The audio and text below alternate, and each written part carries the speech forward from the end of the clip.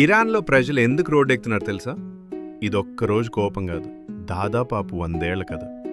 Europe, Asia, మధ్యప్రాచ్యం మధ్యలో ఉన్న Iran ప్రజల వల్ల కాదు, నేల కింద ఉన్న చమురు వల్ల ప్రపంచానికి ముఖ్యమైంది.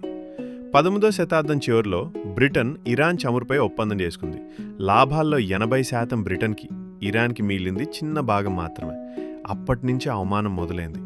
రెండో ప్రపంచ యుద్ధం సమయంలో బ్రిటన్, రష్యా కలిసి ఇరాన్లోకి చొరబడ్డాయి. రాజును తప్పించి తమకు నచ్చిన నాయకుడిని కూర్చోబెట్టాయి. అప్పుడు ఇరానీయులకి ఒక విషయం అర్థమైంది: మన దేశాన్ని మనమే నడపడం లేదు. ఆ తర్వాత ప్రజలే ఎన్నుకున్న ప్రధానమంత్రి మొహమ్మద్ మోసాదేక్ చమురు మనదే అన్నాడు. కానీ అది అమెరికా, బ్రిటన్కి నచ్చలేదు. రహస్యంగా తిరుగుబాటు చేసి రాజుకు మళ్లీ సంపూర్ణ అధికారాన్ని ఇచ్చారు. కొన్ని ఏళ్ల తర్వాత పెద్ద ఎత్తున ఉద్యమాలు జరిగాయి. రాజు దేశం విడిచాడు. ఇరాన్ ఒక ఇస్లామిక్ రిపబ్లిక్ అయింది. కానీ శాంతి రాలేదు.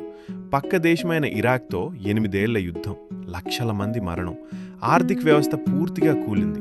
ఆ తర్వాత ఆంక్షలు, సంవత్సరం తర్వాత సంవత్సరం ఆంక్షలు, డబ్బు విలువ తగ్గింది, వస్తువుల ధరలు పెరిగాయి, సాధారణ ప్రజల జీవితమే భారమైంది.